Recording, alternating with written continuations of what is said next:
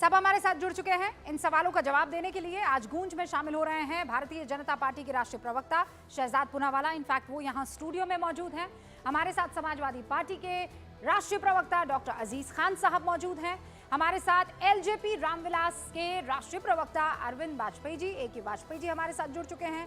RJD के राष्ट्रीय प्रवक्ता डॉक्टर नवल किशोर इस वक्त आपको स्क्रीन पर नजर आ रहे हैं।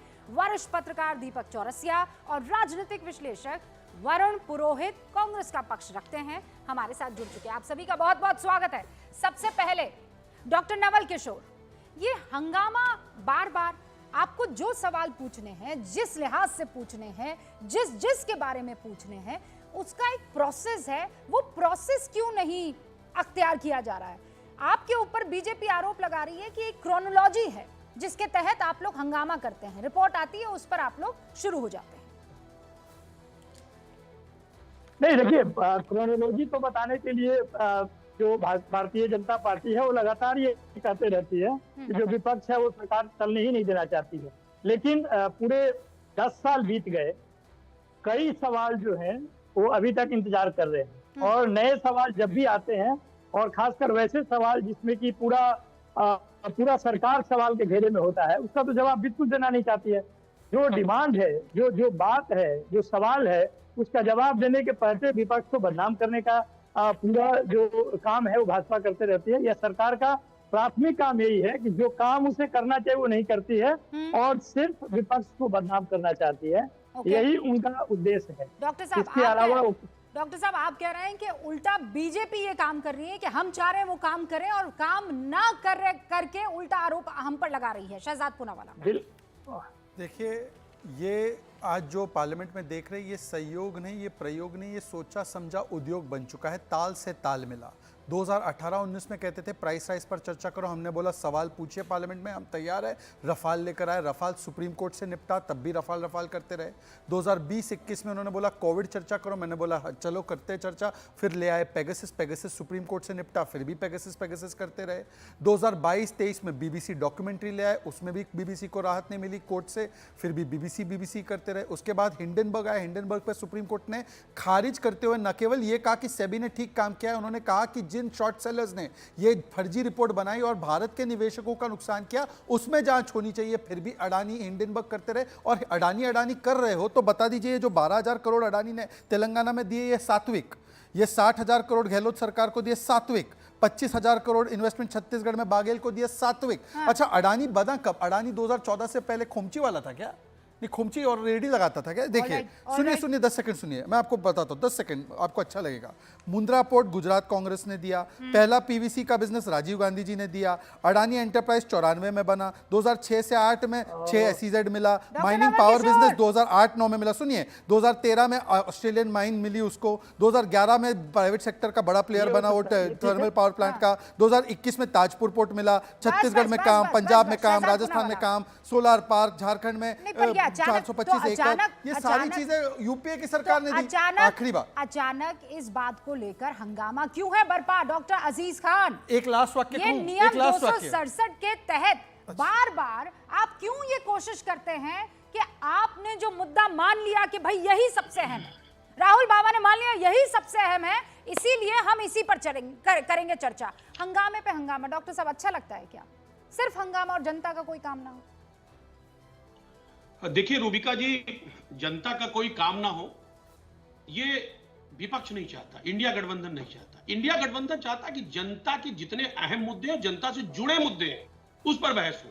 अभी आपने 2-3 बड़े इश्यूज दिखाए कि साहब नीट ने वक्त ले लिया, हिंडनबर्ग की जो रिपोर्ट थी उस पर आधा वक्त निकल गया पिछले सत्र में। आप बताइए ना, हिंडनबर्ग का जो रिपोर्ट था और किस कदर उसमें तमाम तरीके के मुद्दे थे और वो एक बड़ा इशू था। आप देखिए कि किस तरह वहां पर अडानी नहीं, अब आप ऐसे क्या, अब आप समझिए इस बात को कि माधवी बुच जो उसकी चेयरमैन रही, उन्होंने किस तरह इन्वेस्टमेंट किया अडानी ग्रुप में, तमाम तरीके की बातें। क्या निष्पक्ष जांच हुई? आपकी बात सुनिए डॉक्टर साहब, नहीं, अगर आपको इस शख्स से इतनी प्रॉब्लम है तो फिर ये जहां जहां आपकी सरकारें हैं वहां पर आप कैंसिल कीजिए ना। सबसे पहले चैरिटी बिगिंस एट होम, ये काम तो आप करते नहीं है, पर संसद में हंगामा करना है। तो मैं आपकी इस बात पर कैसे यकीन कर लूं डॉक्टर साहब कि आप अपने घर में तो आप आप अपने घर में सब चीज दुरुस्त करना चाहते हैं, लेकिन पड़ोसी के यहाँ पर अगर वो शख्स का आना जाना हो गया तो आप कह रहे हैं ये आदमी गड़बड़ है, ये आदमी गड़बड़ है। अरे पहले अपने घर में आने को रोकिए ना उसे। इसमें घर में आने जाने का क्या इशू है? अरे मैं जानना चाह रहा हूं कि अगर माधवी, कुछ सुनिए मेरी बात, अब प्लीज, अब आपने सवाल कर दिया।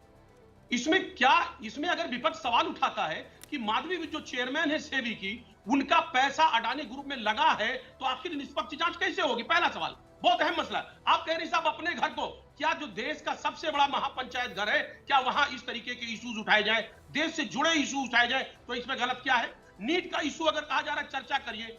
देखिए, एक तरफ आप कह रहे हैं सीबीआई जांच होगी, जिस तरह बिहार में तमाम लोग पकड़े गए, दोधरा में तमाम लोग, अब आ रहा हूं मैं, इंपॉर्टेंट इशू है ये बात बिल्कुल सही मैं आ रहा हूं उसी मुद्दे पे। नीट का मुद्दा, मैं आपके साथ हूं, मैं आपके साथ हूं। मैं बात तो कर रहा हूं, मुझे मौका, प्लीज मौका दिया जाए, मुझे 10 सेकंड दे, इंपॉर्टेंट बात है।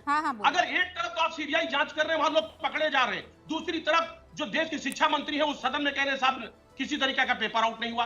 क्या विद्यार्थियों के भविष्य से खेलना क्या बेहतर है? क्या उस पर चर्चा नहीं होनी चाहिए?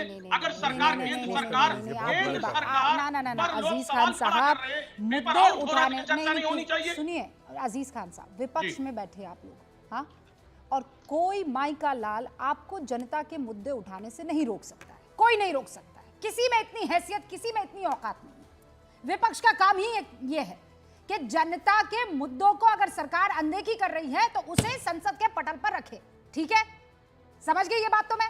लेकिन मुझे ये बताइए, आप लोग हंगामा कर, कहां ये प्लकार्ड लेकर हंगामा हंगामा हंगामा, 267 के तहत नोटिस जारी कीजिए, 267 के तहत सिर्फ हमारी बात सुनी जाएगी। अरे प्रश्नकाल की कोई हैसियत है कि नहीं है? एक सिंपल सा मुझे जवाब दे दीजिए, है कि नहीं? 20 सेकंड में जवाब देखिए आ रहा हूं। देखिए रूबिका जी, बहुत इंपॉर्टेंट है कि जो लोग सत्ता में बैठे हैं उनको विपक्ष का सम्मान करना चाहिए। अगर देश से जुड़ा कोई मुद्दा उठा रहा है अगर विपक्ष, तो तानाशाही नहीं है कि आप 160 सांसदों को आप बाहर का रास्ता दिखा देंगे। आपकी राजनीति से जुड़ा मुद्दा उठा रहे हैं, that is more important. 30 second Shehzad Poonawalla, उसके बाद मैं डिबेट ओपन कर रही हूं। अभी मैं बहुत बड़ा एक्सपोजे करूंगा, बहुत बड़ा एक्सपोजे। हिंडनबर्ग मामला सुप्रीम कोर्ट में गया, सुप्रीम कोर्ट ने फैसला उस पर सुना, पर उससे पहले पता है मैं खड़गे जी का एक स्टेटमेंट जो लोगों ने रिपोर्ट नहीं किया ठीक से। खड़गे जी ने 2023 में पता है क्या बोला था? सुनिए, कान खोल के सुनिए सब लोग। खड़गे जी ने बोला कि ऑपोजिशन पार्टीज चाहती है कि हिंडनबर्ग और अडानी के मुद्दे पर या तो जेपीसी या तो सुप्रीम कोर्ट मॉनिटर्ड प्रोब हो, और इसमें से एक हो जाए तो हम संतुष्ट होंगे। सुप्रीम कोर्ट ने फैसला सुनाया, और जब वो फैसला अपने पक्ष में नहीं आया तो सुप्रीम कोर्ट को मानना नहीं है। अब आ गए टीएमसी वालों ने, क्या पता है क्या बोला था अडानी विषय पे? स्टेट गवर्नमेंट्स जिसने प्रोजेक्ट दिए वो उस पर जांच कराए। मुझे बता दीजिए कि स्टेट गवर्नमेंट को बोलिए प्रोजेक्ट पे जांच करे, पंजाब में है स्टेट गवर्नमेंट की प्रोजेक्ट, जांच करवाइए ना। और तीसरी और आखिरी बात, ये कभी संतुष्ट होते हैं? ईवीएम पर कल सुप्रीम कोर्ट ने बोला ना कि ईवीएम जब जीतते तब आप कुछ नहीं उठाते और बाकी के समय बैलेट पेपर बोलते हैं। अब ईवीएम पर जब फैसले हो चुके हैं तब ईवीएम का मुद्दा उठाकर पार्लियामेंट में हंगामा कर रहे हैं, ये है इनकी हकीकत।